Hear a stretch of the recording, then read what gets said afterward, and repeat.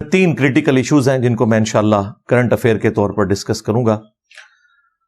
Number 1، جو Lahore defence کے اندر ایک 17 سالہ نوجوان اوباش قسم کا امیر فیملی کا پلا ہوا، اس نے 6 لوگوں کو قتل کیا گاڑی کی ٹکر مار کے جان بوجھ کے۔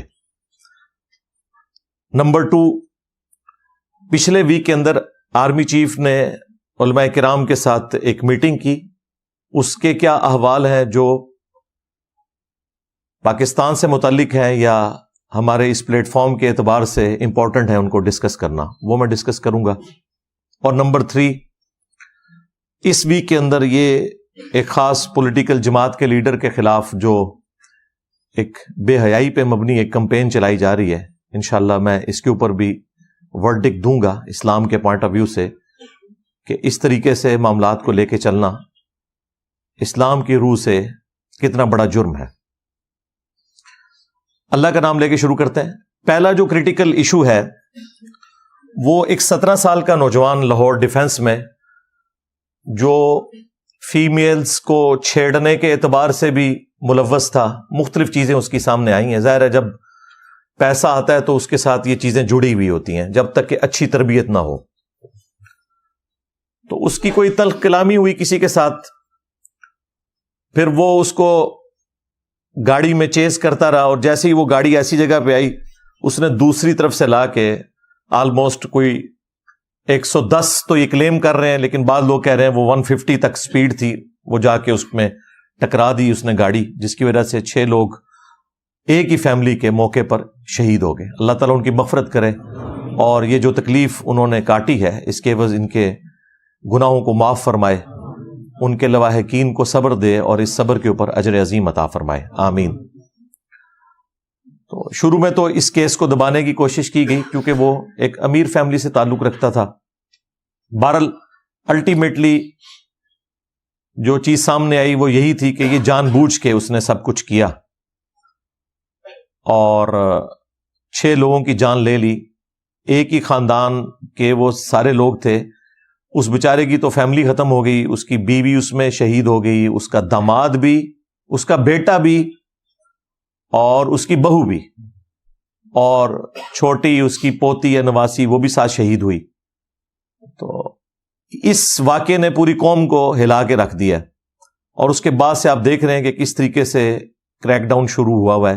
پنجاب کے اندر تو جو آئی جی پنجاب ہے ڈاکٹر عثمان صاحب، وہ ماشاءاللہ پہلے ہی کافی ایفیشینٹ تھے، اور یہ ایک موقع ان کو ملا، اس کی وجہ سے انہوں نے پھر سختی کی کہ جن لوگوں کے لائسنس نہیں بنے ہوئے وہ لائسنس بنوائیں، اور جو یہ چھوٹے بچے اس قسم کے موٹر بائک لے کر ویلنگ کرتے پھر رہے ہیں یا کار کے اندر ریسیں لگاتے پھر رہے ہیں، ان سب کے چلان کیے گئے۔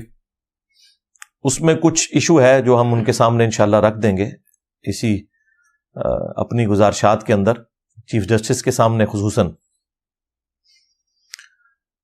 آج کل جو نوجوانوں کے اندر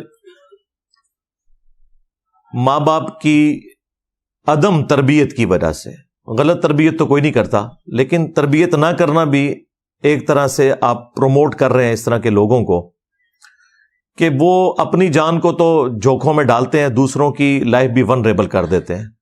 اکثر آپ کو نوجوان 14 اگست کے موقع کے اوپر آگے پیچھے بھی ویلنگ کرتے نظر آئیں گے، اور پھر موٹر بائک کے اوپر وہ لیٹ جاتے ہیں۔ چلو تم نے خود حرام موت مرنا ہے، مر جاؤ، لیکن جس طریقے سے تم ڈرائیونگ کر رہے ہوتے ہیں، آگے سے کوئی بیچارہ اپنی فیملی کے ساتھ موٹر بائک پہ سفر کر رہا ہے، 2 بچے اس نے ٹینکی پہ بٹھائے ہوئے ہیں، بیوی کو پیچھے بٹھایا ہوا ہے، اور ذرا سا یہ بندہ ڈسٹرب ہوتا ہے تو جا کے اس کو ٹھوک دیتا ہے۔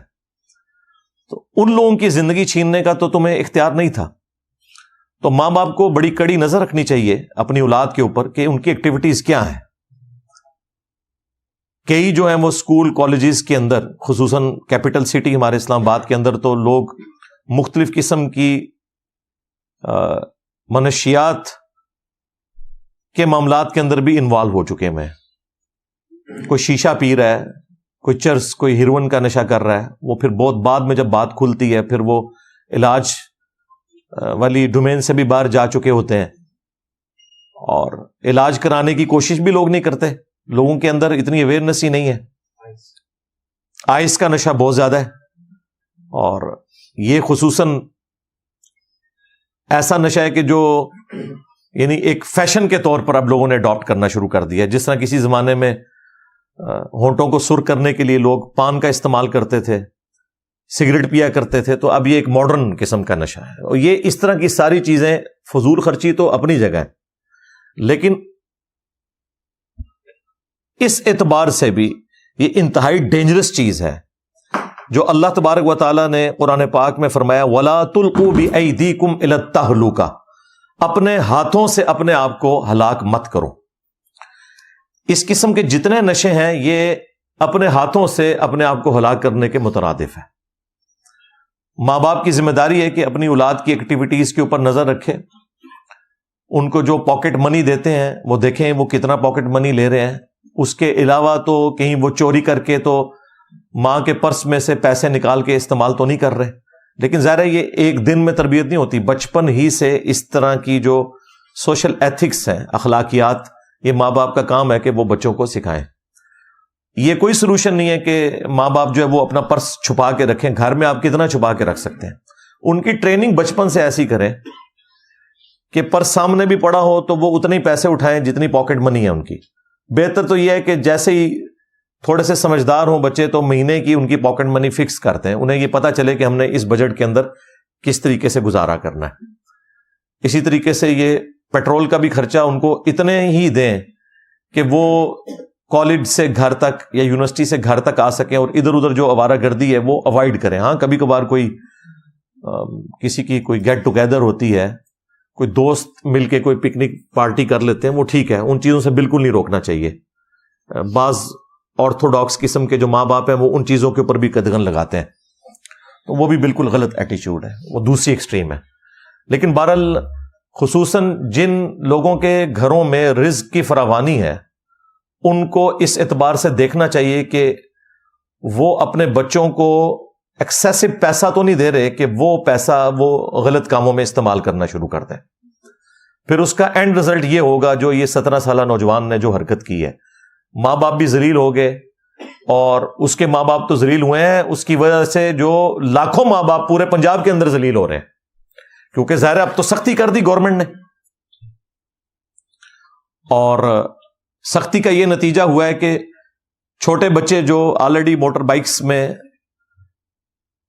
سفر کر رہے تھے, بےچارے جو شریف بچے بھی اچھے طریقے سے چلا سکتے تھے, اور بعض گھروں کی جینون یہ مجبوری ہے کہ ان کے گھروں میں کوئی میل بڑا ممبر نہیں ہوتا یا کوئی بیمار ہوتا ہے, تو وہ اپنی بڑی سسٹر کو چھوڑنے کے لیے یا کبھی اپنی والدہ کو چھوڑنے کے لیے school, college, hospital motor bike چلا لیتے ہیں. اب یہ شریف بچے ہیں, لیکن ظاہر ہے کہ عمریں تو ان کی بھی ابھی اتنی نہیں ہے, اس کی وجہ سے ان کے بھی چالان ہو رہے ہیں, اور چالان تک, جرمانے تک بات رہتی پھر بھی ٹھیک تھی, ایف آئی آر کاٹی جا رہی ہیں. اچھا, یہ جو پنجاب پولیس کر رہی ہے یا ٹریفک پولیس, وہ اپنی جگہ بالکل درست ہے, انہوں نے تو قانون کے مطابق چلنا ہے. یہ پارلیمنٹ کا کام ہے کہ وہ قانون کے اندر اس طرح کی جو کمزوریاں ہیں ان کو دور کر کے ان کے ہاتھوں میں ایسا قانون پکڑائیں کہ جس کے مطابق وہ معاملات کو لے کے چل سکیں. اب آئی جی پنجاب سے میں اخلاقاً تو ریکویسٹ کر سکتا ہوں, لیکن قانوناً کوئی ریکویسٹ نہیں کر سکتا. اس میں میرا خیال ہے چیف جسٹس صاحب کا کام ہے, قاضی فائز عیسیٰ صاحب ماشاءاللہ اپرائٹ جج ہیں, دلیر جج ہیں, ان کا کام ہے کہ اس میں کوئی وقتی طور پہ کوئی آرڈر ایسا نکال دیں جب تک ہماری یہ نیکسٹ پارلیمنٹ سامنے نہیں آتی الیکشنز کے بعد, اور پھر پارلیمنٹ کو بھی ڈائریکشن دیں کہ اس طرح کی قانون سازی ہونی چاہیے جس میں اس طرح کے لوگ جو ہیں وہ الگ ہوں ان لوگوں سے کہ جو ویلنگ کر کے یا اوور سپیڈنگ کر کے لوگوں کی لائف کو ونریبل بنا رہے ہیں. ویسے تو آپ نے یہاں دیکھے ہیں کوئی 60 سال کے بوڑھے بھی ویلنگ کرتے آپ کو نظر آ رہے ہیں, ٹھیک ہے, اور بے شرمی کی انتہا ہے کہ ان کو جب سمجھایا جاتا ہے تو آگے سے ایک لفظ وہ منہ سے نکالنے کے لیے تیار نہیں ہوتے کہ ہم نے کوئی غلط کام کیا. تو ویلنگ تو یعنی اس کا تعلق عمر کے ساتھ نہیں ہے, اس کا تعلق جو ہے وہ انسان کی تربیت کے ساتھ ہے اور انسان کی سوچ کے ساتھ ہے. وہ سوچ 60 سال کے کسی بابے کی بھی 15 سال والے لڑکے کی ہو سکتی ہے, اور کوئی 15 سال کا بچہ جو ہے وہ 60 سال کے بابے جیسا میچور بھی ہو سکتا ہے حالات و واقعات کی وجہ سے. تو یہ اس چیز کو تو میں بالکل بلیو نہیں کرتا کہ جی 18 سال میں جا کے لائسنس بننا چاہیے. بالکل میں تو اس قانون کو ہی شرعی طور پر بھی درست نہیں سمجھتا, اخلاقاً بھی درست نہیں سمجھتا. اور اگر آپ ڈیٹا اکٹھا کریں سائنٹیفکلی اور اسٹیٹسٹکس اکٹھی کریں تو آپ کو اندازہ ہوگا کہ عموماً آج کے اس ماڈرن دور کے اندر 14 سے 15 سال کا بچہ جو ہے وہ اچھے طریقے سے موٹر بائک چلا سکتا ہے اگر اس کی ٹریننگ صحیح کی جائے. اسی لیے آپ دیکھ لیں کہ یو کے میں جو پروویژنل سرٹیفکیٹ ہے, اجازت نامہ, وہ آلموسٹ 16 سال کی عمر میں موٹر بائک چلانے کا وہ دے دیتے ہیں. لائسنس جا کے 17-18 سال کی عمر میں بنتا ہے لیکن موٹر بائک بچہ چلا سکتا ہے. اور یو ایس اے میں یہ آلموسٹ 15.5 سال کی عمر میں وہ اجازت دے دیتے ہیں. ہم ابھی تک 18 سال کی عمر میں بیٹھے ہوئے ہیں, اور میں یہ مانتا ہوں کہ دنیا کے اکثر ملکوں میں 17-18 سال کی عمر ہے. لیکن تھوڑا یعنی اب اس سلسلے سے باہر نکلیں. ہم جیسے غریب ملک جہاں پہ لوگ ویگنوں کے کرائے افورڈ ہی نہیں کر سکتے, وہاں پہ اگر 2 بھائی یا بہن بھائی موٹر بائک پہ چلے جاتے ہیں, وہ بےچارے 5-6 ہزار روپیہ مہینے کا بچا لیتے ہیں اپنی فیملی کا. اور بےچارے وہ شریف فیملی سے تعلق رکھنے والے لوگ ہیں, ان کو تو یہ سزا نہیں ملنی چاہیے کہ اب وہ گاڑیاں لگوائیں. وہ گاڑیاں کیسے لگوائیں؟ میں نے تو اب سکولز کے باہر بعض فیمیلز کو بھی دیکھا ہے کہ وہ بھی پورے حجاب کے اندر موٹر بائک چلا کے اپنے بچوں کو چھوڑنے کے لیے آتی ہیں, کیونکہ گاڑیاں تو ہر بندہ افورڈ نہیں کر سکتا.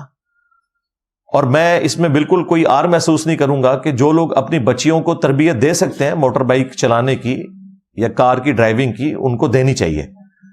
یہ ایک فن ہے جو ضروری فن ہے, آپ کے پاس ہونا چاہیے, کسی بھی وقت ضرورت پڑ سکتی ہے. رہا شرعی مسئلہ تو اپنی جگہ موجود ہے. صحیح بخاری اور صحیح مسلم دونوں کے اندر یہ حدیث موجود ہے. عبداللہ ابن عمر رضی اللہ تعالیٰ عنہ کہتے ہیں کہ غزوہ احد کے موقع پر مجھے نبی صلی اللہ علیہ وآلہ وسلم کے سامنے پیش کیا گیا, نوجوانوں کو پیش کیا جا رہا تھا کہ کن کو جہاد میں ہم نے شامل کرنا ہے, کون سے چھوٹی عمر کے بچے ہیں, کون سے بڑے ہیں جن کو ہم جہاد میں لے جائیں اور چھوٹوں کو یہیں چھوڑ جائیں. تو کہتے ہیں کہ نبی علیہ السلام نے مجھے جانے سے منع فرما دیا. اور پھر جب غزوہ خندق کا موقع آیا اس وقت میری عمر 15 سال تھی. کتنی؟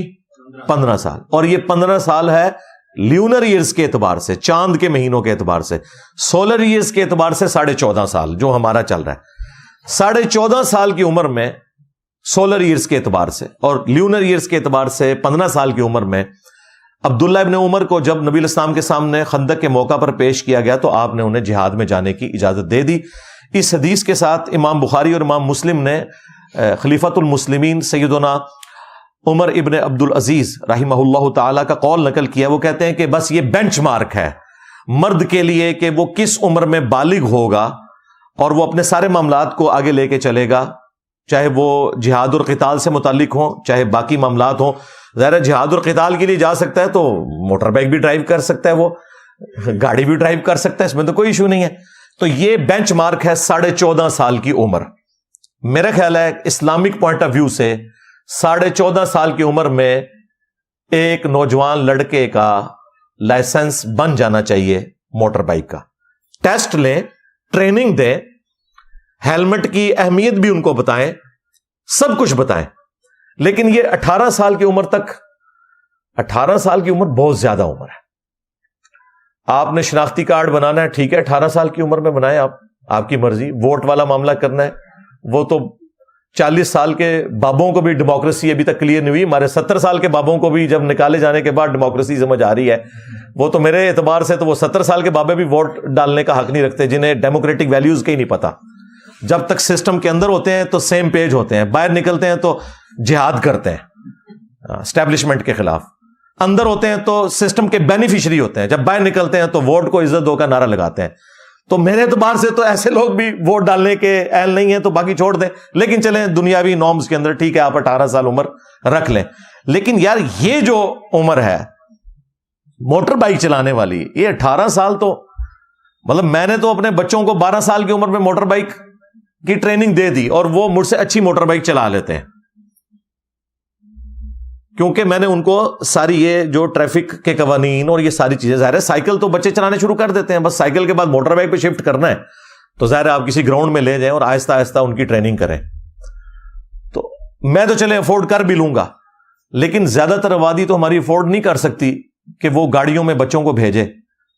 ان سے موٹر بائک چھیننا یعنی ان کی غربت کا مذاق اڑانے کے مترادف ہے. لیکن اس میں ظاہر ہے کہ ہم گورنمنٹ کو یا اداروں کو بلیم نہیں کریں گے، وہ تو بیچارے پابند ہیں اس قانون کے جو بنایا گیا. اب قانون میں اس اعتبار سے ہمیں ایک اویئرنیس لوگوں میں پیدا کرنی چاہیے، خصوصاً ہمارے جب نمائندے اگلے الیکشنز میں جائیں گے کہ وہ پارلیمنٹ میں اس معاملے کو ٹیک اپ کریں. پاکستان جیسا غریب ملک یہ افورڈ نہیں کر سکتا کہ یہاں آپ کہیں جی 18 سال کی عمر سے پہلے کوئی موٹر بائک چلا نہیں سکتا، کوئی کار چلا نہیں سکتا. لوگوں کے جینوئن پرابلم ہے اور زیادہ تر لوگوں کے.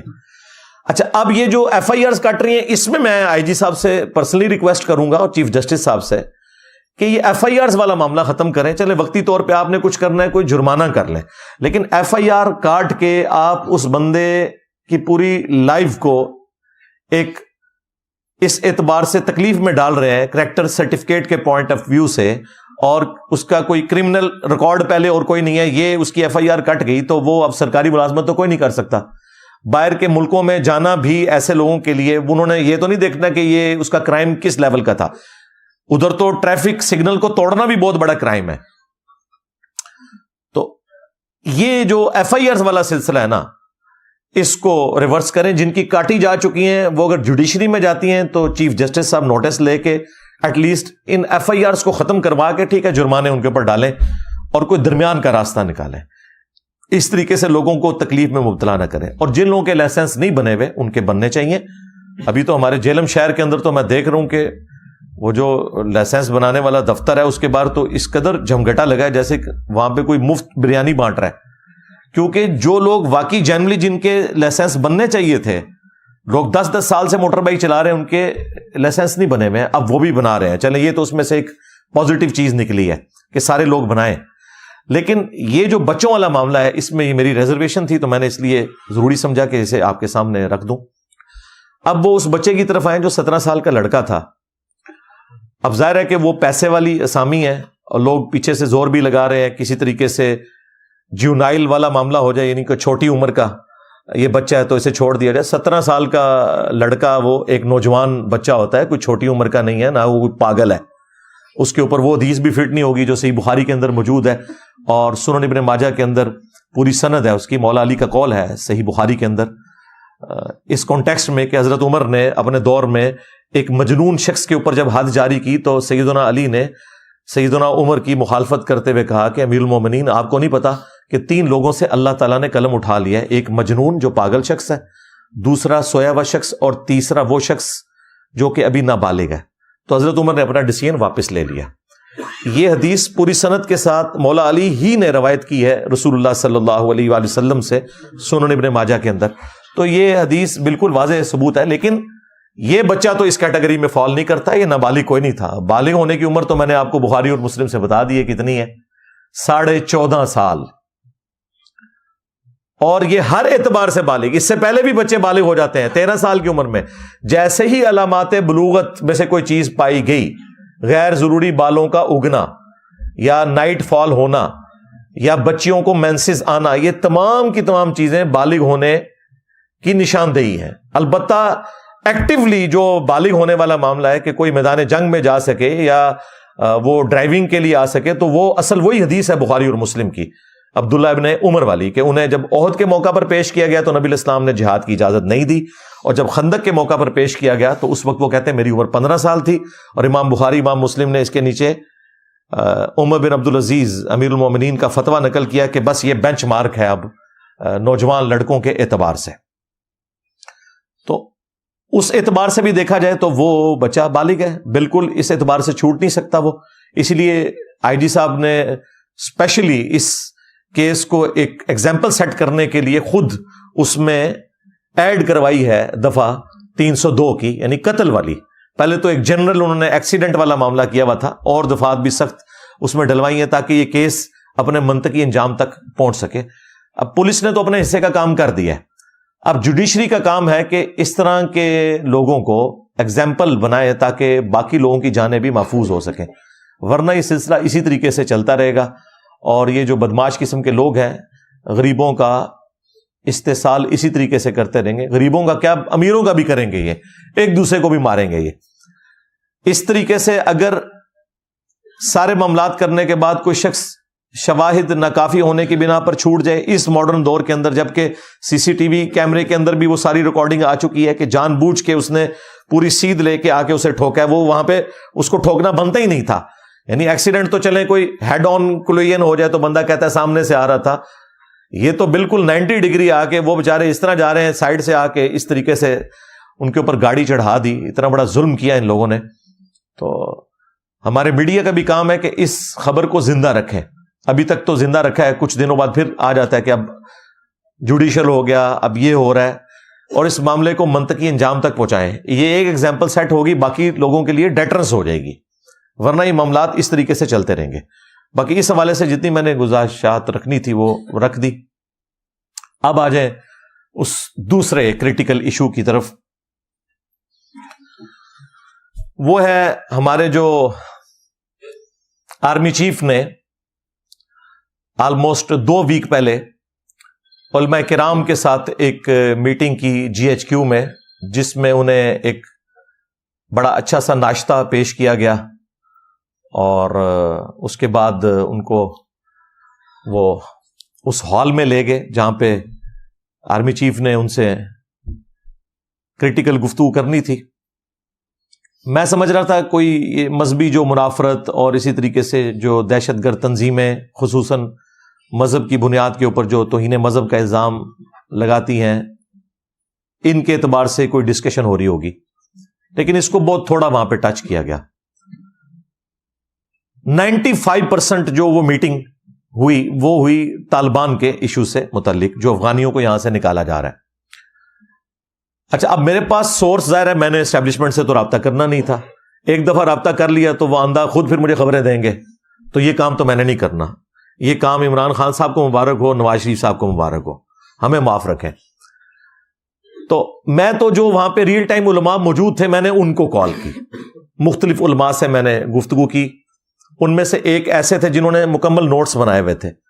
آلموسٹ 57 منٹ میری 1 گھنٹہ فون پہ ان سے بات ہوئی. انہوں نے جو میں پوائنٹ ان سے پوچھتا گیا کہ کیا اس میں یہ چیز ڈسکس ہوئی، یہ ہوئی، تو انہوں نے بتایا نہیں یہ چیز ڈسکس ہوئی. تو وہ میں نے جو مجھے زبانی یاد ہے، میں وہ چیزیں جو کریٹیکل آپ کے ساتھ ڈسکس کر لوں گا. بہرحال اس میٹنگ میں جو ایک چیز بعد میں سامنے آئی سوشل میڈیا کے اوپر، ایک کہ جی آرمی چیف جو ہے وہ بلٹ پروف اسکرین کے پیچھے بیٹھ کے تو علماء سے خطاب کر رہے تھے. وہ بلٹ پروف نہیں تھی کوئی اسکرین سامنے ان کے، وہ چونکہ پیچھے پالش ہوئی بھی تھی تو وہ عکس اس لیے پیچھے پڑ رہا تھا لائٹوں کا کہ وہ پیچھے ساری پلین جگہ. خیر، وہ جن لوگوں نے یہ ساری ایک معاملات کو چلایا تھا، یعنی ہمارے جو بیچارے پی ٹی آئی کے چند نوجوان ہیں، تو پی ٹی آئی کے ہی یوٹیوبرز نے نفی کر دی کہ نہیں یہ بالکل غلط پروپیگنڈا ہو رہا ہے، ایسی کوئی بات نہیں ہوئی ہے. اسی طریقے سے یہ بھی مشہور کیا جی پاکستان جو ہے وہ اسرائیل کو اسلحہ دے رہا ہے. وہ کوئی گل کرنے لی کرو، ٹھیک ہے؟ تو آڈے کو F-16 بھی پورا کوئی نہیں، تے اونا کو F-35 16 تھوڑی 32 تے جمع 3-35 این جڑ دا وہ جہاز رن وے تے بھی نہیں نسدا، ایسے وہ بالکل ہیلی کاپٹر کی طرح اڑتا ہے وہ. تو اسرائیل نے ہم سے لینا ہے، اللہ سے ڈر جائیں یار، کوئی بات کرنے والی کریں. یہ تو بالکل اس طریقے سے ہے کہ کوئی بزرگ بابوں کا ماننے والا قرآن و سنت کا حوالہ پیش کرتے ہیں. ان کا کیا لینا دینا قرآن و سنت کے ساتھ بھائی؟ تو اسرائیل نے ہم سے اسلحہ لینا ہے بھائی، جو دنیا کو اسلحہ دے رہے ہیں، ٹھیک ہے؟ انڈیا جیسا ڈیولپڈ ملک ان سے اسلحہ لیتا ہے، ٹھیک ہے؟ تو وہ تو ان کو ہمارے اسلحے کی ضرورت نہیں ہے. یہ ان خوابوں کی دنیا سے باہر نکلے، وہ بہت آگے ہم سے ٹیکنالوجی کے اندر. تو یہ ایک پروپیگنڈا کیا گیا مختلف سائٹس کے اوپر. انڈیا نے بھی اس پروپیگنڈے کو گود میں لیا، اور اس طریقے سے پھر یہاں تو آپ کو پتہ ہے آلموسٹ اس وقت ساری سیاسی جماعتیں کچھ ظاہراً اور کچھ باطناً اسٹیبلشمنٹ کی کمزوریاں ڈھونڈ رہی ہیں، اور کوئی بھی بات ان کو ملتی ہے نا تو وہ چڑھ دوڑتے ہیں. تو یہ 2 باتیں اس حوالے سے بالکل غلط تھی، میں نے وہ کلیئر کر دی. باقی وہاں پہ 95% ڈسکشن ہوئی اس ٹاپک پہ جو افغانیوں کو نکالا جا رہا ہے. ظاہر ہے کہ مسلمان ہونے کے ناطے ہماری ہمدردیاں دوسرے مسلمان بھائیوں کے ساتھ جڑی ہوئی ہیں، اور ہمارے ملک کی جو صورتحال ہے اکانومی کی، اس کی وجہ سے اس طرح کا ڈیسیژن گورنمنٹ کو لینا پڑ رہا ہے، ورنہ تو ہماری تو کبھی خواہش نہیں ہے. ہم تو چاہتے ہیں کہ دنیا میں جہاں کہیں کوئی مظلوم مسلمان ہے وہ پاکستان میں آ جائیں. کاش ہماری اکانومی اتنی مضبوط ہو کہ ہم انہیں سپورٹ کر سکیں. اور جس طرح نبی صلی اللہ علیہ وآلہ وسلم نے ایک مہاجر اور ایک انصار کو بھائی بھائی بنا دیا تھا، مواخات کے اندر باندھ دیا تھا، ہم بھی برما کے مسلمانوں کو اسی طریقے سے، فلسطین کے مسلمانوں کو، افغانستان کے مسلمانوں کو، باقی جو بھی کس پرسی کی زندگی گزار رہے ہیں انہیں سپورٹ کر سکتے. کاش ایسا ہوتا. اب یہ مسئلہ زیادہ اس لیے گرم ہوا کہ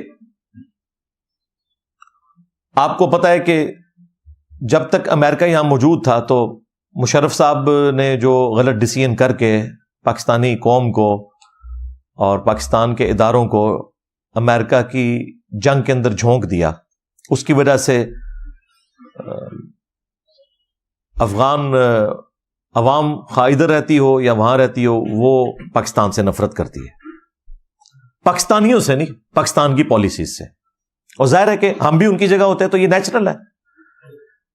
اور اس کی پھر ایگزیجریشن یہ ہوئی کہ یہاں پہ ٹی ٹی پی بن گئی اور انہوں نے پاکستانی فوج کو شہید کرنا شروع کر دیا، عوام کے اوپر حملے کرنے شروع کر دیے اور پولیس کے اوپر حملے کرنے شروع کر دیے، جس کے اگینسٹ پھر ضرب عضب اور رد الفساد اور یہ سارے آپ کو پتہ ہے آپریشنز ہوئے. جب افغانستان سے امریکہ چلا گیا 15 اگست 2021 کو آفیشلی اناؤنسمنٹ ہوئی ان کی، تو پاکستان یہ امید کر رہا تھا کہ ٹی ٹی پی جو ہے ان کو ٹی ٹی اے یعنی تحریک طالبان افغانستان کنٹرول کرے گی، ایٹ لیسٹ پاکستان کے اندر اب وہ کارروائیاں چھوڑ دیں. اور اس میں ٹی ٹی پی کے بھی کئی دہشت گرد ایسے تھے جو امریکہ کی جیلوں میں تھے. افغانستان کو جب آزادی ملی امریکہ سے تو ان جیلوں سے وہ لوگ بھی چھوٹ گئے. اب پاکستان کی ڈیمانڈ تھی کہ ان لوگوں کو ہمارے حوالے کریں، انہوں نے ہمارے حوالے نہیں کیا. پاکستان نے پھر بھی صبر کا مظاہرہ کیا کہ ٹھیک ہے اپنے پاس بھی رکھنا ہے تو انہیں لگام دے کے رکھیں. لیکن آپ کو پتا ہے کہ پچھلے کچھ عرصے سے دہشت گردی کے واقعات کتنے زیادہ ہو گئے بلوچستان کے اندر، ناردرن ایریاز کے اندر. ابھی یہ حالیہ واقعہ جو ہوا میاں والی میں، جس کی ساری تفصیلات میڈیا میں نہیں آئی اور میں بھی بتا کے آپ کا دل دکھی نہیں کرنا چاہتا، اس کے بعد پھر پاکستانی فوج جو ہے نا انہوں نے کہا کہ اب ہم اس حوالے سے کلیئر سٹانس لیں گے. حالانکہ ان کو پہلے ہی پتا ہونا چاہیے تھا. دیکھیں افغان امور کے جو ماہر ترین صحافی ہیں نا پاکستان میں، بلکہ میں کہتا ہوں پورے سب کانٹیننٹ میں، وہ سلیم صافی صاحب ہیں. آپ پچھلے 10 سال کے ان کی جتنی بھی گفتگو اٹھا کے دیکھیں، وہ پہلے دن سے یہ کہہ رہے ہیں کہ ٹی ٹی اے اور ٹی ٹی پی میں کوئی فرق نہیں ہے، ایک ہی سکے کے دو رخ ہے. کیونکہ ٹی ٹی پی تو بنی اس بنیاد کے اوپر تھی کہ افغانستان کے اندر امریکہ کیوں آیا اور پاکستانی فوج نے ان کا ساتھ کیوں دیا. تو یہ کیسے ہو سکتا تھا کہ ٹی ٹی پی اور ٹی ٹی اے ایک دوسرے سے الگ ہوں؟ وہ افغان طالبان کی سپورٹ میں پاکستان سے لڑ رہے تھے.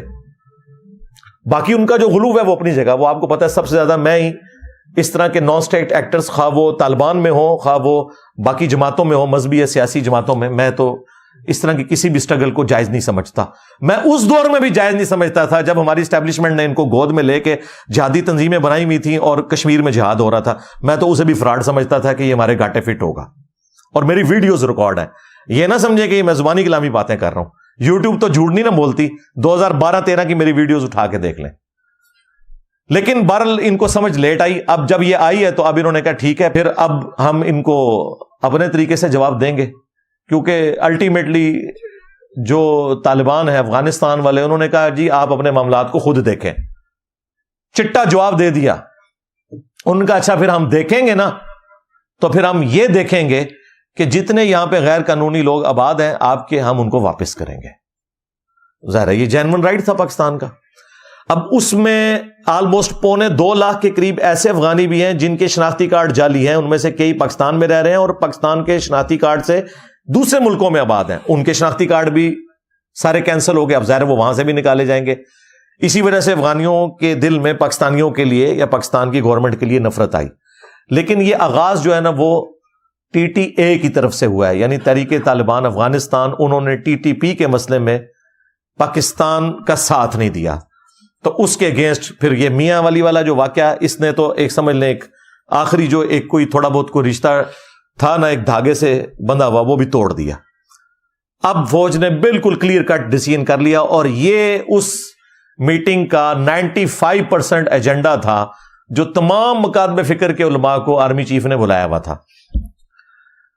اب یہ آپ کو علماء کرام باہر تو یہ سارے بڑے بڑے قد کاٹ والے علماء ہیں، مفتی منیب الرحمان صاحب ہوں، مفتی تقی عثمانی صاحب ہوں، باقی لوگ ہوں، ادھر ان کی باتیں سنیں، اندر کسی کی آواز بھی نہیں چین والی نکلی کہ کوئی ہم اپنی کو بات کسی طریقے سے، انہوں نے کلیئر کٹ بھائی ہماری یہ پالیسی ہے۔ مفتی تقی عثمانی صاحب نے تھوڑی سی گفتگو کی، ان کو بھی شٹ اپ کال دے دی گئی کہ بھائی اس طرح نہیں ہوگا جس طرح آپ کہہ رہے ہیں، پہلے بھی ہم کئی بار ان کے ڈسے جا چکے ہیں۔ اور اکثر علماء تو وہاں پہ نعرے ہی لگاتے رہے، سپاس نامے ہی پڑھتے رہے، اور وہ بدماش قسم کی دہشت گرد تنظیموں کے علماء بھی وہاں موجود تھے جو باہر آپ کو بڑے بڑے بھاشن دیتے ہیں دلیری کے، اور اندر وہ یہ کہہ رہے تھے آپ کو پتہ ہے ہم تو ہے ہی آپ کے بندے ہیں، ہاں اب بھی ہم آپ کے ہی رہیں گے۔ وہ اپنا وہ یقین دلاتے رہے۔ اور پھر ہمارے جو ایک مشہور زمانہ ہے طاہر اشرفی صاحب، ہاں وہ جس حکومت میں بھی ہوں اس کے حق میں نعرے لگاتے ہیں، وہاں انہوں نے ایک بڑی لمبی تقریر کی، انہوں نے کہا آرمی چیف گورنمنٹ جو ہے نا آپ ہی چلاتے رہے، الیکشنز کی کوئی ضرورت نہیں ہے، عوام کوئی الیکشن نہیں مانگ رہی ہے، یہ پتہ نہیں کس عوام کی بات کر رہا ہے، ٹھیک ہے۔ تو یہ لوگ ہوتے ہیں جو بڑوں کے دماغ خراب کرتے ہیں، اسی قسم کے لوگوں نے ضیاء الحق کا دماغ خراب کیا تھا۔ خیر اس آرمی چیف کی تو ابھی تک اس حوالے سے کوئی اس طرح کی سٹیٹمنٹ نہیں آئی ہے مجھے تو، یعنی میں نے اس وقت بھی جب پی ٹی آئی والے اور پیپلز پارٹی والے کہہ رہے تھے الیکشن کوئی نہیں ہوں گے، میں نے کہا تھا انشاءاللہ فروری تک الیکشن ہو جائیں گے۔ کیوں؟ اس وقت ملک جس سچویشن میں ہے نا، فوج اس کا گند اپنے کندھوں پہ اٹھانے کے لیے تیار نہیں ہے۔ ان کی ہمیشہ خواہش یہی ہوتی ہے کہ کوئی پولیٹیشین ہی کالخ اپنے منہ کے اوپر ملے، ہمیں کوئی گالی نہ نکالے۔ تو ظاہر ہے یہ اکانومی ظاہر ہے وہ سنبھال بھی نہیں سکتے، جب سنبھال نہیں سکتے تو سامنے کوئی پولیٹیشین بھی چاہیے جو آ کے اسے سنبھالے، اور اگر خدا نہ خواستہ نہ سنبھلے تو اس گناہ کا وبال بھی اس کے اوپر جائے، تو وہ افورڈ کر نہیں سکتے۔ اس وقت ضیاء الحق نے اس لیے افورڈ کر لیا تھا کہ اس وقت امریکہ کا ایک مشن تھا رشیا کے خلاف، اور امریکہ نے کہا تھا کہ بھئی ہم آپ کو اتنا پیسہ دیں گے کہ آپ تو اتنا کما ہی نہیں سکتے۔ اس لیے لوگ اکثر کہتے ہیں نا ڈکٹیٹرز کے دور کے اندر ملک بڑا خوشحال تھا، مشرف کے دور کے اندر بھی اور ضیاء الحق کے دور کے اندر بھی، اس لیے کہ آپ لوگ کرائے کے قاتل تھے، ہاں تو خوشحال ہی ہونا تھا۔ اب انہیں کوئی کرائے کے قاتل نہیں چاہیے کہ وہ ہمارے آرمی چیف کو کہیں کہ بھئی آپ سنبھال لیں، تو اس وقت تو یہ آپ بھول جائیں۔ اب جو بھی ہے پولیٹیکل گورنمنٹ ہی آنی ہے انشاءاللہ، الیکشن بھی ٹائم پہ ہو جائیں گے۔ بال وہاں پہ سپاس نامے یہ لوگ پڑھتے رہے، جیسے کوئی مطلب آرمی چیف کو امیر المومنین جس طرح ڈکلیئر کر دیا جاتا ہے نا، اس طریقے سے وہ، لیکن ظاہر ہے کہ سمجھدار لوگ جو ہیں وہ باتیں سن لیتے ہیں۔ ظاہر ہے اس نے اب یہ تو نہیں کہنا تھا، تعریف تو کسی کو نہیں بری لگتی، تو یہ بھی نہیں کہنا تھا کہ شٹ اپ کال دیتے، ٹھیک ہے سن لی، باقی کرنا وہی ہے جو آپ نے کرنا ہے۔ بال انہوں نے کہا جی آپ کی ذمہ داری یہ ہے کہ اب اپنے محراب اور ممبر سے آپ لوگوں کو یہ ایجوکیٹ کریں کہ ہم افغانیوں کے ساتھ کوئی ظلم نہیں کر رہے، جو لوگ ورک پرمٹ لے کے یہاں آئے ہوئے ہیں وہ کام کرتے رہیں گے، اسی طریقے سے جو لوگ واقعی جن کی یہاں پہ رشتہ داریاں ہیں اور انہیں نیشنلٹی مل چکی ہے، ان کی نیشنلٹی کینسل نہیں ہوگی۔ جو جعلی شناختی کارڈ والے لوگ ہیں اور جو غیر قانونی رہ رہے ہیں، ہم ان کو نکالیں گے اور اچھے طریقے سے انہیں رخصت کر دیں گے، اور ہماری اپنی مجبوری ہے۔ حالانکہ میں سمجھتا ہوں وہ بیچارے وہاں جا کے ذلیل و خواری ہوں گے، کیونکہ 60% تو وہاں پہ پہاڑ ہیں افغانستان میں، اکانومی ان کی بھی اتنی مضبوط نہیں ہے، زیادہ تر چوری کے پیسے کے اوپر چل رہی ہے۔ آپ کو تو یہ بتایا گیا کہ وہ تسبیح پھیرنے سے چل رہی ہے، نہیں، چوری کے پیسے کے اوپر اکانومی ان کی چل رہی ہے۔ اور ظاہر ہے چوری کا پیسہ اب جب رکے گا تو ان کی اکانومی بھی نیچے آ جائے گی۔ کیسے چل سکتا ہے؟ اسمگلنگ کے اوپر اور یہ سارے معاملات، پاکستان کو اپنا لاس ہو رہا ہے آلموسٹ $7.5 ارب ہر سال نقصان ہوتا ہے اس چوری کی اکانومی کی وجہ سے، اور اس کا فائدہ ان کو ہوتا تھا۔ تو بہرحال اب انہوں نے ڈیسائیڈ کر لیا کہ یہ اب اینڈ ہے، اور مجھے نہیں لگتا اب یہ اتنی آسانی سے کوئی یہ پالیسی ریورس ہوگی۔ یہ میجر ایجنڈا تھا، اور علماء کو انہوں نے کہا کہ آپ جا کے لوگوں کو ایجوکیٹ کریں۔ علماء کو تو اس میں سے کچھ بھی نہیں ملنا، تو میں نے انہی علماء میں سے کچھ علماء سے جب پوچھا، انہوں نے کہا ہمارا دماغ خراب ہے کہ ہم جا کے محراب اور ممبر سے یہ باتیں کریں، اور کسی نے بھی نہیں کرنی۔ ظاہر ہے کہ جو میجر لوگ بیٹھے ہوئے ہیں بیچ میں وہ تو دیوبندی فرقے کے لوگ ہیں، وہ کب بھی افغانیوں کے بارے میں یہ بات کریں گے؟ وہ خود طالبان کے بینیفیشری ہیں اور طالبان ان کے بینیفیشری ہیں، وہ بھی نہیں بات کریں گے۔ بریلوی کہنے کے بالکل ٹھیک ہو رہا ہے نا دیوبندیاں نال، ٹھیک ہے، اور شیعہ تو بےچارے ویسے ہی ضیاء الحق کے سنی شیعہ وار کے ڈسے ہوئے ہیں, ان کو تو اسٹیبلشمنٹ سے ویسے ہی کوئی ہمدردی نہیں ہوتی اس اعتبار سے, کیونکہ وکٹم رہے ہیں اس اسٹیبلشمنٹ کے جس میں شیعہ کا قتل عام ہوا ضیاء الحق کے دور کے اندر. اور اہل حدیث تو بےچارے ویسے ہی, وہ تو ساڑھے تو بھی تھوڑے نے, انہوں نے تو ورتھ ہی کوئی نہیں. تو یہ اینڈ رزلٹ اس کا یہ تھا جی. باقی آخری 5 منٹ تسی بھی دند کٹ رہو, تہاڈی بھی گل ہوئی ہے اتنے.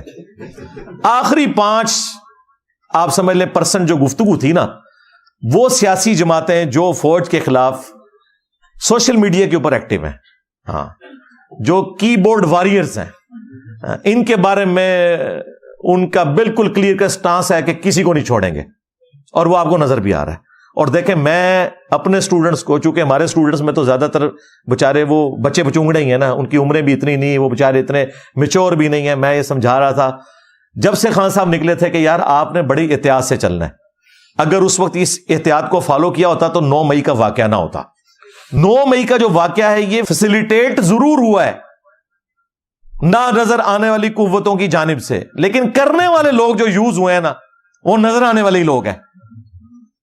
وہ اپنی جان اب نہیں چھڑا سکتے, بلکہ ان لوگوں کی وجہ سے جیو فینسنگ میں بےچارے عام عوام بھی آ گئے ہیں, اور وہ 10,000 سے زیادہ لوگ اس وقت جیلوں میں سڑ رہے ہیں, ان کے کیس بھی لگانے کے لیے کوئی تیار ہو رہا. میں نے تو پولیس کے سینئر آفیسر سے بھی بات کیا, انہوں نے کہا انجینئر صاحب بات یہ ہے کہ وڈیاں نو غصہ ہی اتنا ہے کہ کریے, ٹھنڈا ہو لین دو. چند ایک لوگ چلے, کوئی جن کے پاس پیسہ تھا وہ پاکستان کا جو ایک سسٹم کی خرابی ہے اس کی وجہ سے چھوٹ گئے. زیادہ تر تو بیچارے وکیلوں کی فیس بھی نہیں دے سکتے, بے قصور لوگ ہیں اندر. تو میں اس پلیٹ فارم سے پہلے بھی آرمی چیف سے بھی ریکویسٹ کی تھی, اور چیف جسٹس سے بھی, پرائم منسٹر صاحب سے بھی, باقی لوگوں سے بھی ریکویسٹ کروں گا کہ خدا کے لیے جو بیچارے معصوم بچے اس میں جیلوں کے اندر ہیں ان کو فوراً سے پہلے شناخت پریڈ کر کے رہا کریں, جو صرف بیچارے جیو فینسنگ میں آئے تھے. جو کوئی پروٹیسٹ کے اندر انوالو ہے, میں تو ان کے بارے میں بھی نرم گوشہ رکھتا ہوں کہ ان کے معاملے میں بھی نرمی کا رویہ اختیار کرنا چاہیے. اس کی وجہ یہ ہے کہ اگر ان کے ماسٹر مائنڈ اس زمانے کی اسٹیبلشمنٹ آج تک اسی طریقے سے دندناتے پھر رہے ہیں وہ لوگ, تو یار ان بچوں کو بھی چھوڑ دیں. مالی نقصان کی اگر بات کریں تو میرا خیال ہے مشرف نے جتنا مالی نقصان پہنچایا ہے اس قوم کو, تو کیا اب ہم فوج سے نفرت کرنا شروع کر دیں اس کی بنیاد کے اوپر؟ تو اگر وہ چند ایک لوگوں کی وجہ سے مالی نقصان ہوا ہے تو درگزر کریں یار. یہ کام نہ کریں کہ فوج اور پاکستان کی عوام آمنے سامنے آئے. اس کا الٹیمیٹلی نقصان فوج کو ہونا ہے اور پھر پاکستان کو بھی. تو اس لیے میں کہتا ہوں ان کے معاملے میں نرم رویہ ہے. یہ تو یعنی میرا موقف ہے. ہاں جو یہ بدماش قسم کے ہارڈ لائنر ہیں جن کے بارے میں یہ بھی, وہ جو عادل راجہ, وہ خبیث بھگوڑا, خاموش مجاہدین, جھوٹا انسان, جس نے میرے بارے میں بھی ٹرینڈ چلایا کہ اس کو ISI والوں نے بھرتی کیا ہے. دیکھ لو لگی بدوا انہوں بھی میری, ایک نو بدوا لگ رہی ہے. اس نو 14 سال دی قید ہو گئی ہے, وہ نو بار وہ اب پاکستان نہیں آ سکتا. ٹھیک ہے نا, جھوٹا انسان. یعنی وہ جھوٹی خبریں دیتا تھا, کیونکہ مجھے اپنے بارے میں تو پتا ہے نا کہ میرے ساتھ تو کوئی ایسا معاملہ نہیں ہے, تو میرے بارے میں اس نے کلیم کیا. ٹھیک ہے. دوسرا, ہم وہ بار بار ریکویسٹ کر رہے تھے اپنے بھائی کے بارے میں, چلے وہ بھائی صاحب کو بھی اب انہوں نے کور کمانڈر کوئٹہ کے عہدے سے فارغ کر کے یونیورسٹی میں پڑھنے لکھنے کے لیے ڈال دیا, وہ بھی ایڈریس ہو گیا. لیکن جو اصل 2 بندے ہیں ریٹائر ہو کے باہر بیٹھے ہوئے ہیں, ٹھیک ہے, پاکستانی عوام کا منہ چڑھا رہے ہیں, ان کے بارے میں بھی کوئی فیصلہ ہونا چاہیے. اور اگر ان کے بارے میں فیصلہ نہیں ہوتا تو بیچارے جو یہ سیاسی لوگ ہیں ان کو چھوڑ دیا جائے. یہ انہوں نے کوئی بندوق تو نہیں اٹھائی ہوئی ہے, زیادہ سے زیادہ کوئی کسی نے کوئی حرکت کی ہے تو کوئی مالی نقصان کر لیا ہوگا, لیکن جانی نقصان تو کسی نے نہیں کیا. تو یہ نفرتیں ختم ہونی چاہیے, سیدھی سی بات ہے. بہرحال اس وقت تو اسٹیبلشمنٹ غصے میں, اور ظاہر ہے انہوں نے تو اپنا 9/11 ڈکلیئر کر دیا ہوا ہے 9 مئی کو, اور ظاہر واقعہ بھی بہت بڑا تھا. خان صاحب سے بھی شروع میں تو غلطی ہوئی نا, انہوں نے اڑتا تیر بغل میں لے کے کہا کہ جی مجھے پکڑیں گے پھر یہ تو ہوگا. بھائی یہ کہنے کی کیا ضرورت ہے, یہ آپ نے اپنے منہ سے ایک ایسی بات نکال دی. بعد میں بے شک آپ کنڈیم کر رہے ہیں, لیکن وہ شروع میں جو مسئلہ مس ہینڈل ہوا ہے وہ انہوں نے پکڑا ہوا ہے کہ جی یہ دیکھ لیں اس کے پیچھے یہی ہے. تو اس میں کچھ ان سے بھی مس ہینڈلنگ ہوئی ہے, لیکن الٹیمیٹلی میرے خیال ہے پاکستانی فوج کو پاکستان کی عوام کی فوج ہونا چاہیے, کسی سیاسی جماعت کی فوج نہیں ہونا چاہیے. یہ اصل مسئلہ ہے. پہلے یہ فوج پی ٹی آئی کی فوج بنی ہوئی تھی، اب دوسری پارٹیوں کی فوج بنی ہوئی ہے. یہ کام نہیں ہونا چاہیے. ساری پارٹیوں کے لیے برابر والا معاملہ ہونا چاہیے. ہم تو اس پلیٹ فارم سے کوئی بندے بھرتی نہیں کریں گے، ہم کوئی پروٹیسٹ نہیں کریں گے، کوئی روڈ بلاک نہیں کریں گے، لیکن اپنی زبان کے ذریعے حق بات ضرور کرتے رہیں گے تاکہ اپنے بڑوں کو یہ چیز ریئلائز کرواتے رہیں کہ یار تم نے مرنا ہے، کسی کے ساتھ ظلم نہیں ہونا چاہیے. قرآن پاک میں اللہ تعالیٰ نے واضح یہ فرمایا وَلَا يَجْرِمَنَّكُمْ شَنَآنُ قَوْمٍ عَلَىٰ أَلَّا تَعْدِلُوا اعْدِلُوا هُوَ أَقْرَبُ لِلتَّقْوَىٰ. دیکھنا کسی قوم کی دشمنی تمہیں اس بات پہ نہ ابھارے کہ تم انصاف کا راستہ چھوڑ دو. انصاف کرو، یہی تقوی کے قریب ہے، یہی تقوی کی روش ہے. تو انصاف کریں، وہ آپ کا رائٹ ہے. اور اگر آپ انصاف نہیں کر سکتے، طاقتور سے آپ درگزر کا معاملہ کرتے ہیں، تو کمزوروں کے ساتھ زیادہ درگزر کا معاملہ کریں، ورنہ مر کے اللہ کے حضور تو پیش ہونا ہے. صحیح بخاری اور صحیح مسلم دونوں کے اندر حدیث موجود ہے. اللہ کے محبوب صلی اللہ علیہ وآلہ وسلم نے فرمایا تم میں سے ہر شخص نگہبان ہے اور اس سے اس کی رعیت کے بارے میں پوچھا جائے گا. پھر نبی الاسلام نے ایک ایک چیز گنوائی کہ ایک حکمران اپنی رعایا کے اوپر نگہبان ہے، اس سے اس کے بارے میں پوچھا جائے گا. ایک خاوند اپنی بیوی اور بچوں کے اوپر نگہبان ہے، اس سے اس کے بارے میں پوچھا جائے گا. ایک بیوی اپنے خاوند کے مال اور اولاد کے اوپر نگہبان ہے، اس سے اس کے بارے میں پوچھا جائے گا. اور حکمرانوں کے بارے میں تو اتنی اسٹانشنگ حدیث ہے بخاری اور مسلم دونوں میں. نبی صلی اللہ علیہ وآلہ وسلم نے فرمایا کہ سب سے برا گڈریا اگر کوئی ہو سکتا ہے نا تو وہ ہے جو حکمران ہو اور انصاف نہ کرے. ایسا شخص جنت کی خوشبو بھی نہیں پائے گا جو حکمران تھا اور اس نے انصاف نہیں کیا. جنت میں جانا تو دور کی بات، خوشبو بھی نہیں پائے گا. اچھا یہاں پہ لوگوں کو شوق بڑا ہے شیروانی پہننے کا، ہاں جی، اسی طریقے سے وہ گونے پہننے کا جو ججوں نے پہنی ہوتی ہیں، اس طریقے سے یہ فوجیوں کے بیج لگوانے کا، لیکن پتہ نہیں کہ اس کے ساتھ ہمیشہ کی ناکامیاں یا کامیابیاں جڑی ہوئی ہیں. اگر انصاف کیا تو وہ بخاری مسلم میں حدیث ہے 7 لوگوں کو اللہ کے عرش کا سایہ نصیب ہوگا قیامت کے دن، جس دن کوئی اور سایہ نہیں ہوگا. ان میں پہلا شخص وہ ہے جو عادل حکمران ہوگا، عدل کرنے والا. یہ جج جو ہے نا دنیا میں، یہ اللہ کی کرسی پہ بیٹھے ہوئے، اگر انصاف کریں گے سب سے پہلے یہ لوگ جنت میں جانے والے ہیں. اور اگر یہ ناانصافی کریں گے تو ان کو اللہ کے عذاب سے بچانے والا کوئی نہیں ہے. یعنی جو بھی ڈومیننٹ پوسٹ ہے، خواہ وہ جج ہوں، جرنیل ہوں، پرائم منسٹر ہوں، سب سے بڑھ کر تو پرائم منسٹر چونکہ وہ عوامی نمائندہ ہے، وہ سب سے پہلے اکاؤنٹیبل ہے. اسی لیے تو دیکھیں سیدنا عمر نے خالد ابن ولید کو آرمی چیف کے عہدے سے وہ اتار دیا تھا، کیونکہ وہ بعض اوقات امیر المومنین کی انسٹرکشنز کا انتظار کیے بغیر اگلی ایکٹیویٹی پرفارم کرتے تھے. حضرت عمر نے کہا کہ نہیں، جو بھی تم ایکٹیویٹی پرفارم کرتے ہو الٹیمیٹلی میں اللہ کے حضور پکڑا جاؤں گا. تمہاری کسی ایکٹیویٹی جو غلط بھی ہو جائے میں اللہ کو کیا جواب دوں گا. ان کا ڈیسیژن بالکل اپنی جگہ درست تھا.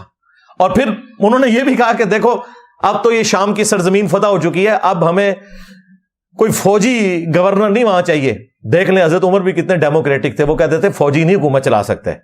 ہاں انہوں نے کہا ابو عبیدہ ابن جرح کو بھیجوں گا جس کی رسول اللہ کے ساتھ صحبت ہے، وہ سیاسی معاملات کو چلا سکتے ہیں، کیونکہ تم تلوار کی زبان سے بات کرو گے، تلوار سے آپ عوام کو نہیں قابو کر سکتے. اس کے لیے ڈاکٹرن کی ضرورت ہوتی ہے، سیاسی سمجھ بوجھ کی ضرورت ہوتی ہے. تو لوگوں کو تو پتہ ہی نہیں ہے کہ حضرت عمر نے کوئی جذباتی ڈیسیژن کیتا ہے. بالکل صحیح ڈیسیژن کیتا سی، بالکل صحیح ڈیسیژن کیا تھا انہوں نے. حضرت عمر اتنے سمجھدار تھے، انہوں نے پولیس کا محکمہ ہی علیحدہ کر دیا. انہوں نے کہا جو فوجی بارڈروں پہ کافروں کے خلاف لڑ رہے ہیں نا، وہ پولیس میں بھرتی نہیں ہوں گے، کیونکہ یہ تلوار کی زبان سے بات کرتے ہیں. پولیس میں وہ بندہ ہونا چاہیے جو عوامی آدمی ہو. ویسے اب ہماری پولیس کا بھی ڈنگ کافی حد تک نکل چکا ہے. ہاں میں بتاؤں، ہمارا تو چونکہ اب بڑے عرصے سے انٹریکشن ہے نا، تو میرا تو بڑا اچھا تجربہ رہا ہے اس حوالے سے. کافی حد تک اب پڑھے لکھے نوجوان بچے آ رہے ہیں اور وہ ان ٹریننگ بھی بڑی اچھی ہو رہی ہے. پہلے بھی ہوتی تھی لیکن وہ اس ماحول میں آگے خراب ہو جاتے تھے، لیکن اب کافی بہتری آ رہی ہے. جب سے ڈاکٹر عثمان صاحب آئے ہیں انہوں نے تو وہ سارے کا سارا ایک سلسلہ، ایک پڑھا لکھا بندہ آیا ہے، کافی بہتری وہ لے کے آئے، لیکن ابھی بھی بہت بہتری کی ضرورت ہے. لیکن یہ حضرت عمر کا ویژن دیکھیں کہ فوجی کوئی پولیس کی ڈیوٹی نہیں کرے گا، کیونکہ پولیس میں وہ بندہ ہونا چاہیے جو گفتگو کر کے اگلے بندے کو قائل کر سکے، یہ نہیں کہ بات بات پہ اسلحہ نکال لے. تو یہ ہمارے بڑوں کا ایک ویژن تھا. تو ہم ظاہر ہے ہمارے لیے تو رول ماڈل خلفائے راشدین ہی ہے نا, جنہوں نے اتنی بڑی بڑی حکومتیں چلائی ہیں بڑی کامیابی کے ساتھ, اور دنیا سے اس حال میں گئے ہیں کہ انہوں نے اس سسٹم سے کوئی بینیفٹ حاصل نہیں کیا, اسی طریقے سے چٹائی پہ زندگی گزری ہے اور دنیا سے چلے گئے اور دنیا میں اپنا نام چھوڑ کے گئے, رضی اللہ عنہم اجمعین وعلیہم السلام اجمعین آمین. تو ہم وقتاً فوقتاً ان چیزوں کو اس لیے ہائی لائٹ کرتے ہیں کہ تاکہ بڑوں تک ہماری آواز پہنچتی رہے اور وہ اس اعتبار سے سوچتے رہیں کہ ہم سے کوئی ایسا غلط کام نہ ہو کہ اللہ کے حضور ہماری پکڑ ہو جائے. واعظین کا کام یہی ہے, ہمیں نبی علیہ السلام نے یہی سکھایا, کنتم خیر امۃ اخرجت للناس تأمرون بالمعروف وتنہون عن المنکر وتؤمنون باللہ. تم بہترین امت ہو ہی اس لیے کہ تم لوگوں کو نیکی کی طرف بلاتے ہو اور برائی سے روکتے ہو اور اللہ پر ایمان لاتے ہو. ایمان بعد میں ذکر کیا, نیکی کا حکم اور برائی سے روکنا پہلے ذکر کیا. تو یہ واعظین کا یہی کام ہے کہ وہ اپنی زبان سے کم از کم برائی کو روکیں گے. حکمران کا کام ہے وہ ہاتھ سے روکے گا. وہ صحیح مسلم میں حدیث ہے, نبی صلی اللہ علیہ وآلہ وسلم نے فرمایا کہ ہو سکے تو اپنے ہاتھ سے برائی کو روکو, جو حکمرانوں کا کام ہے, جن کے ہاتھ میں سلطہ ہے, گورنمنٹ ہے. ہاتھ سے نہیں روک سکتے تو زبان سے روکو, جو واعظین کا کام ہے. زبان سے بھی نہیں روک سکتے تو کم از کم دل میں برائی کو برا سمجھو. لیکن ساتھ ہی فرمایا ذالک اضعف الایمان, یہ پھر ایمان کا سب سے کمزور درجہ ہے, دل میں برا جاننا. یہ کمزور سا دھاگا ہی ہے, اس لیے ایٹ لیسٹ زبان سے روکنا چاہیے. ہمارے استاد ڈاکٹر اسرار صاحب رحمہ اللہ کہا کرتے تھے گونگے شیطان نہیں بننا چاہیے, کم از کم زبان ضرور کھولو. اور اس طرح کا زبان کھولنا, کسی کو نصیحت کرنا فائدہ دے دیتا ہے. بعض اوقات کوئی بات انسان کی پھنسی ہوئی ہوتی ہے تو وہ نکل جاتی ہے کہ یار نہیں, واقعی سوچنے کی ضرورت ہے کہ یہ ہم کیوں کر رہے ہیں, ہمیں یوں نہیں کرنا چاہیے. تو یہ فائدہ ہوتا ہے. چلیں اب اسی کو میں غنیمت سمجھتے ہوئے وہ تیسرا کریٹیکل ایشو بھی آخر میں ڈسکس کر لوں, جو پچھلے ایک ویک کے اندر chairman P T I Imran Khan sahib کے کریکٹر کے پوائنٹ آف ویو سے جو سوشل میڈیا کے اوپر بھی اور مین سٹریم میڈیا کے اوپر بھی جو معاملات چل رہے ہیں, میں اس چکر میں نہیں پڑھوں گا کہ ان کا ذاتی کردار کیسا ہے. ہمارا ٹاپک یہ نہیں ہے. ہم یہ کہیں گے کہ جو لوگ اس ذاتی کردار کو اچھالنے کی کوشش کر رہے ہیں, ان میں بھی کئی ایسے لوگ ہیں جن کا کردار بھی اسی طرح کا ہوگا. یہ ٹاپک ہی الگ ہے. بات یہ ہے کہ ہم اپنی نوجوان نسل کو اس میڈیا کے ذریعے, سوشل میڈیا کے ذریعے کیا درس دے رہے ہیں. میرے لیے جو تکلیف دہ چیز ہے نا وہ یہ ہے, اس میں وہ سورہ النور کی آیت بڑی کریٹیکل ہے, ان الذین یحبون, بے شک وہ لوگ جو کہ اس چیز کو پسند کرتے ہیں, ان تشیع الفاحشۃ فی الذین آمنوا, کہ اہل ایمان میں فحاشی پھیل جائے, لہم عذاب علیم, ان کے لیے دردناک عذاب ہے, فی الدنیا والآخرہ, دنیا کی زندگی میں بھی اور آخرت میں بھی. جو بھی بے حیائی کو پروموٹ کرتے ہیں, وہ کسی قسم کی بے حیائی ہو. یہ جو کریکٹر اسیسینیشن والا معاملہ ہے, خان صاحب کے دور میں بھی ہوتا رہا, مجھے پتا ہے. جب جج ارشد ملک نے سارا ڈرامہ کھول دیا کس طریقے سے وہ والی حکومت ختم کی گئی تھی, اور بعد میں خان صاحب بھی خود مان گئے کہ اس زمانے میں 2017 میں نواز شریف صاحب کو کیسے ہٹایا گیا تھا. تو اس کو بیک فٹ پہ کرنے کے لیے اس کی بھی ایک ویڈیو آپ کو پتا ہے باہر آ گئی تھی, اور اس وقت بھی آپ دیکھیں میں نے اس وقت بھی مخالفت کی تھی. یہ نہ ہو کہ یہ کہہ رہا ہوں کہ جی آج یہ مخالفت کر رہا ہے, میں نے اس وقت کہا تھا کہ یہ آپ غلط کام کر رہے ہیں. اس زمانے میں آیا کہ مریم نواز کی بھی کچھ تصویریں یا ویڈیوز بنائی گئی ہیں اندر, خان صاحب کی بھی خیر کچھ ویڈیوز بنی ہوئی ہیں. اللہ کا شکر ہے میں نے تو کوئی ویڈیو نہیں دیکھی, لیکن جو صحافی دیکھ چکے ہیں وہ بتاتے ہیں کہ اس طرح کی ویڈیوز ہیں. تو میری اس وقت بھی ویڈیو آئی تھی کہ یار یہ کام چھوڑ دیں. اور اب مجھے تو زیادہ افسوس یہ ہوا, یعنی جو سمجھدار قسم کے صحافی ہیں, شاہ زیب خان زادہ کو میں زیرو سے ملٹیپلائی نہیں کروں گا اس ایک انٹرویو کی وجہ سے جو انہوں نے خاور مانے کا کیا. میری یہ عادت نہیں ہے کسی کی ایک غلطی کی وجہ سے زیرو سے ملٹیپلائی کر دیا جائے. وہ تو صحابہ کرام سے بھی, اولو العزم قسم کے صحابہ سے بھی غلطیاں ہوئی ہیں, وہ چھوڑ دیں. انتہائی انٹیلیجنٹ اور سمجھدار قسم کا شارپ جرنلسٹ ہے, اس کے مقابلے کا کوئی نہیں ہے. یہ جو انہوں نے انٹرویو کیا 55 منٹ کا, اس کے بھی جو پہلے 30 منٹ ہے نا وہ فضولیات ہیں. جو آخری اس کے جو 25 منٹ ہیں وہ کمال کا کام کیا ہے. اس نے اس شخص کی 2 نمبری عوام کے سامنے رکھ دی ہے کہ پہلے وہ ویڈیوز میں کیا کہتا تھا وہ, اور اب وہ ویڈیوز میں کیا کہہ رہا ہے. کمال کا انٹرویو ہے. لیکن آخری جو 25-30 منٹ ہے, جو شروع کے بالکل بلو دی بیلٹ گفتگو, حالانکہ شاہ زیب کا مزاج ہی نہیں اس قسم کی گفتگو کرنا, پھر بھی اس نے بڑی کنٹرول گفتگو کی ہے. اس کے باوجود ظاہر ہے وہ گفتگو ہی ایسی ہے کہ جب آپ کیچڑ میں کوئی پتھر پھینکیں گے تو چھینٹیں تو اڑیں گی, اور وہی چیزیں اس میں سے اڑیں. وہ جس قسم کی غلیظ گفتگو, میں تو اسے ریپیٹ بھی نہیں کرنا چاہتا. تو میں تو بالکل ان چیزوں کے حق میں نہیں ہوں کہ اس طرح کے انٹرویوز ہمارے مین میڈیا کے اوپر لائے جائیں, غلاظت کے اوپر مبنی. پولیٹیکل اختلاف پہ لانا ہے, پریس کانفرنسز کرنی ہے, کسی نے اپنی مرضی سے کرنی ہے یا کسی کے زور پہ, وہ ضرور کرے یار, جو مرضی کرنا ہے. پہلے بھی تم ایک گند میں تھے, اب دوسرے گند میں آ گئے ہو, ہمیں پتا ہے. نہ کوئی پاکستان کے ساتھ مخلص ہے اس طرح کے پولیٹیکل لوٹے جو بینیفٹ اٹھانے کے لیے کبھی ایک جماعت میں کبھی دوسری جماعت میں, ہمیں کوئی غرض نہیں اس سے. لیکن جو اس قسم کی بے حیائی کے اوپر مبنی باتیں ہوتی ہیں, کسی کی ذاتی باتیں, چاہے وہ درست بھی ہوں, تب بھی ان کو میڈیا میں اس طریقے سے ڈسکس کرنا, یہ ہم اپنے بچوں کو کیا میسج دے رہے ہیں. پھر ایک شخص جو ابھی جیل کے اندر ہے وہ اپنا دفاع بھی نہیں کر سکتا. میں کہتا ہوں باہر بھی ہو تب بھی یہ نہیں کرنا چاہیے.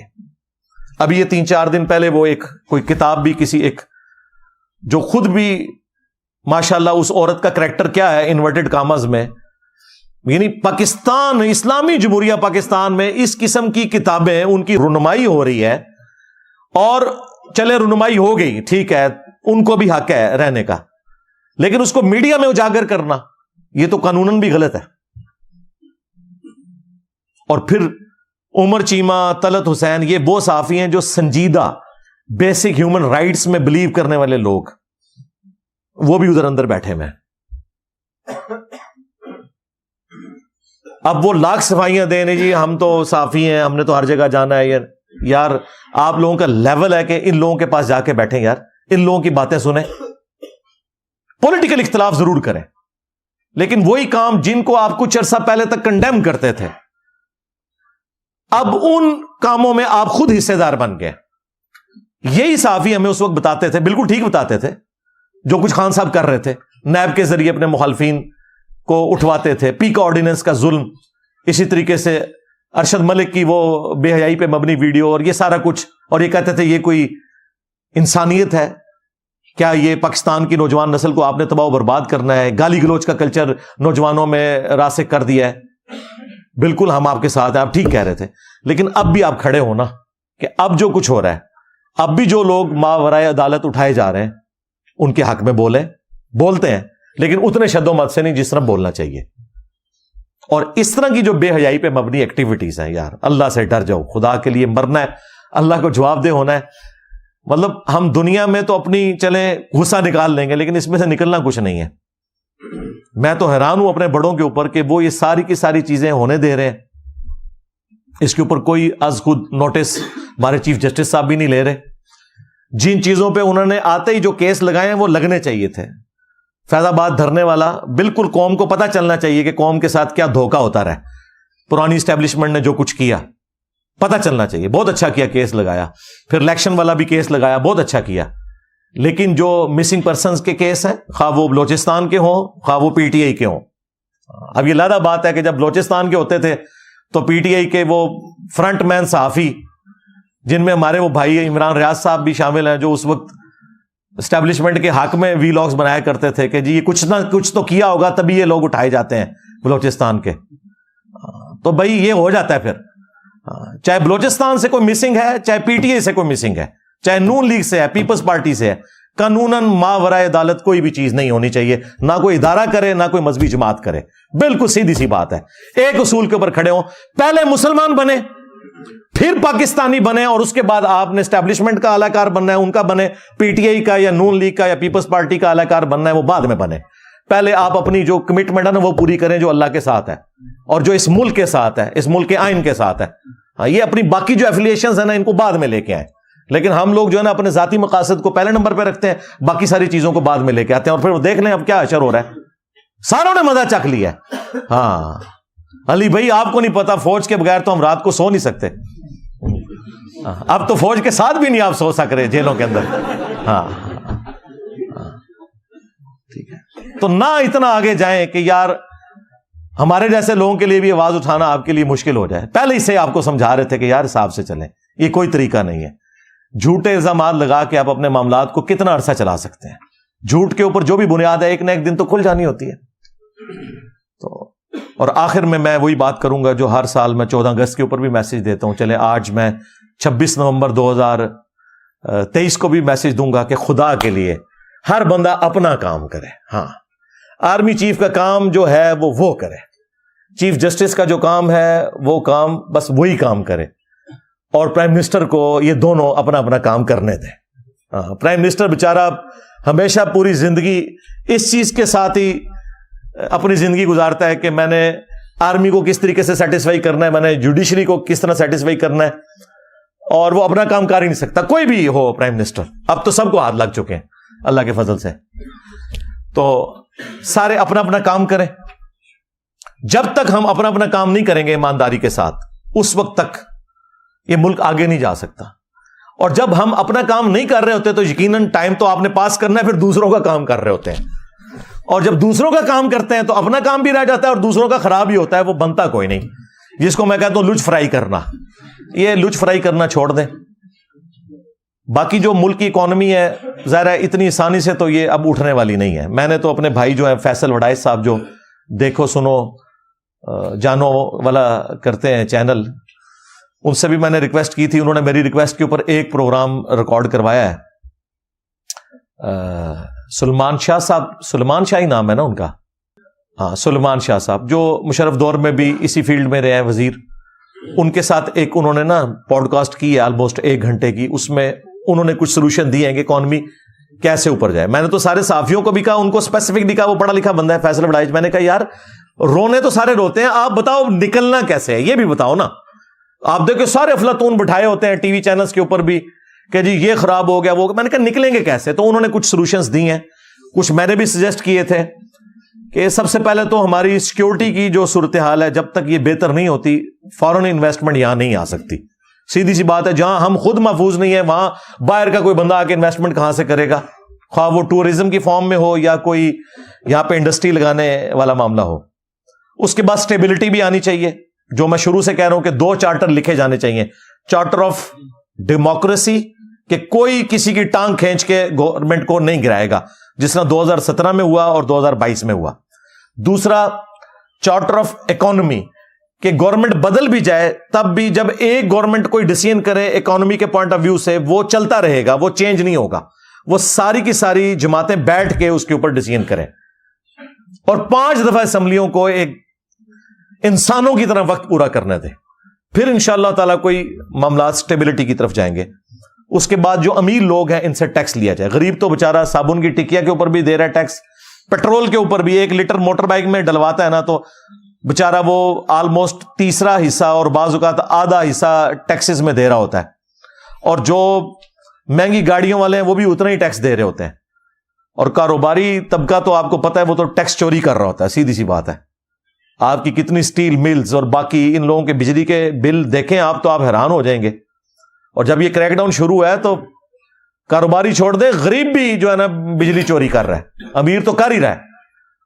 تو یہ جو چوریوں والا معاملہ ہے یہ بھی رکے, فوری انصاف والا معاملہ ہو. ٹیکسز جب تک نہیں ہوں گے ملک نہیں اٹھے گا, ٹیکس کے بغیر نہیں ہو سکتا. زکوٰۃ کا نظام اس صورت میں ہوگا جب ایمانداری کے ساتھ لوگ زکوٰۃ گورنمنٹ کو دیں اس امید کے اوپر کہ گورنمنٹ صحیح جگہ خرچ کرے گی, اور وہ ہمیں تو کوئی امید نہیں ہے لہذا ہم تو اپنی زکوٰۃ خود ہی دیں گے. سارے اس لیے خود دیتے ہیں. اب دوسرا ذریعہ وہ ٹیکسز والا ہے. یورپ امریکہ کی ہم بات کرتے ہیں تو بھائی وہاں 40% ٹیکس دیتے ہیں اپنی انکم کا. 100 میں سے 40 روپے گورنمنٹ کو دیتے ہیں, 60 روپے اپنے پاس رکھتے ہیں. تو لیکن گورنمنٹ بھی تو ان کو ساری فیسلٹیز دیتی ہے نا. یہاں پہ ایسی صورتحال نہیں ہے. ایک صحت کارڈ شروع ہوا تھا وہ بھی آلموسٹ آخری سانسیں لے رہا ہے. ٹھیک ہے, بے نظیر انکم سپورٹ پروگرام جو ہے وہ ماشاءاللہ چل رہا ہے. تو کچھ چیزیں چل رہی ہیں لیکن زیادہ تر چیزیں تو اپنی موت خود مر جاتی ہیں. ابھی پچھلے دنوں میں خبروں میں دیکھ رہا تھا کہ پنڈی اسلام آباد کے 6 ہاسپٹلز کے پاس بجٹ ہی ختم ہو گیا.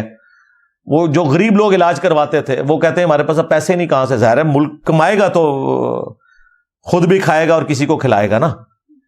تو ملک ہمارا کما تو کوئی نہیں رہا, یہ ادھار کے پیسے اٹھاتے ہیں وہ خرچ کر دیتے ہیں. بھائی ادھار ہمیں اس لیے ملتا ہے کہ ہم آگے, سب سے زیادہ دنیا میں اگر کوئی مقروض ہے تو امریکہ ہے, اور ٹاپ پہ بھی اکانومی ہے تو امریکہ کی ہے. بھائی اگر وہ اٹھاتے ہیں نا قرضہ تو وہ اس کو انویسٹ کر کے اس میں سے جنریٹ بھی کرتے ہیں, ہم صرف لے کے کھاتے رہتے ہیں. جب ختم ہو جاتا ہے تو پھر ہم کسی سے اور ادھار مانگتے ہیں. تو کب تک کوئی ادھار ہمیں دے گا؟ پہلے تو ہم دنیا کی ضرورت رہے ہیں کرائے کے قاتل بننے کی وجہ سے, اب دنیا کو ہماری ضرورت نہیں ہے. انہوں نے اپنے معاملات خود سیٹل کر لیے. آپ دیکھ لیں طالبان نے بھی اپنی صلح کر لی ہے امریکہ کے ساتھ, اور وہ کیسے اپنے عہد کے اوپر ماشاءاللہ پکے ہیں کہ فلسطین کے حق میں ایک بیان بھی نہیں دیا. ہاں یہ کمٹمنٹ تھی ان کی امریکہ کے ساتھ. قطر میں جب یہ فائنل ان کے ہینڈ اوور کیا گیا, انہوں نے کہا حضرت آپ کو غلط فہمی ہوئی ہے, یہ پشتون موومنٹ ہے, آپ اس کو اسلامک جہاد نہ کہیں, ہم اپنی آزادی کے لیے جنگ لڑ رہے ہیں, اس کا اسلام سے کوئی تعلق نہیں ہے. دنیا میں کہیں مسلمانوں پہ ظلم ہوگا ہم کوئی بیان نہیں دیں گے. اللہ کے فضل سے نہ کشمیر کے لیے کوئی بیان آتا ہے ان کا, ہاں انڈیا سے وہ پینگے بڑھا رہے ہیں, اور نہ فلسطین کے لیے کوئی بیان آتا ہے. ہمیں تو یہاں بتایا گیا تھا کہ یہ جناب کوئی خلافت راشدہ قائم ہو گئی ہے, ایک بریگیڈ انہوں نے قائم ہوتے ہی جو ہے نا بھیج دینی ہے وہاں کشمیر فتح کرنے کے لیے, اور ایک فلسطین کے لیے. لو سامو چھڑ دو یار, جو کچھ آپ کو بتایا جا رہا ہے ایسا نہیں ہوتا, ایسا تو نہیں ہوتا. ہاں ہاں وہ ساری کی ساری امیدیں تو بڑھ گئیں, یعنی کہ مر گئیں. ٹھیک ہے نا, ایسا تو نہیں ہوتا یار. میں نے کہا چلیں آپ کو اتنی خوش گفتگو کے بعد ہنسا دیں. ٹھیک ہے جی, صلو علی محمد وآل محمد, اللہم صلی علی محمد وعلی آل محمد واصحاب محمد وازواج محمد وامت محمد اجمعین الی یوم الدین.